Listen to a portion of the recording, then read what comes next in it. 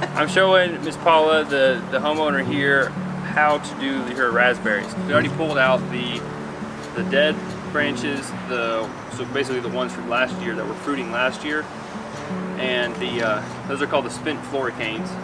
And then we took out the spindly ones.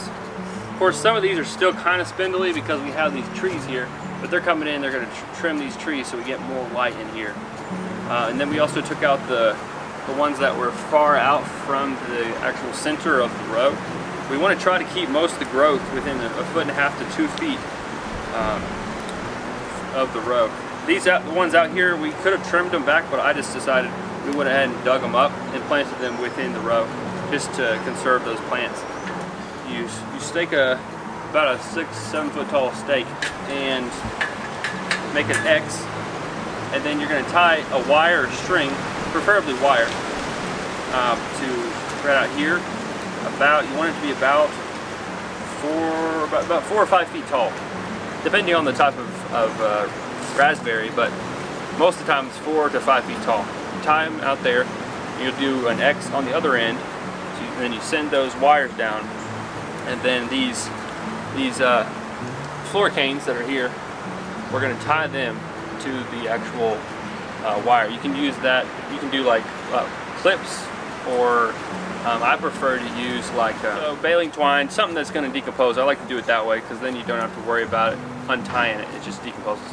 So then yeah, tie those, and what that does is it makes the V shape, and that means that the inside of your row is going to have plenty of light. It's going to be able to dry out, so the moisture is not going to stay there. You're not going to get as much disease.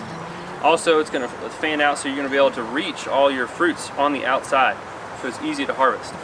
Another benefit is if they're like this, what's being shaded? What's being shaded is what's right underneath the outsides, so you're not going to get as many of these suckers coming up from on the outside of your bed.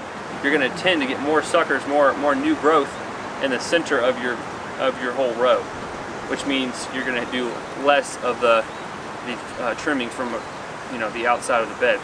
So it improves disease resistance, it improves reachability or access to your fruits, and it improves new growth towards the middle.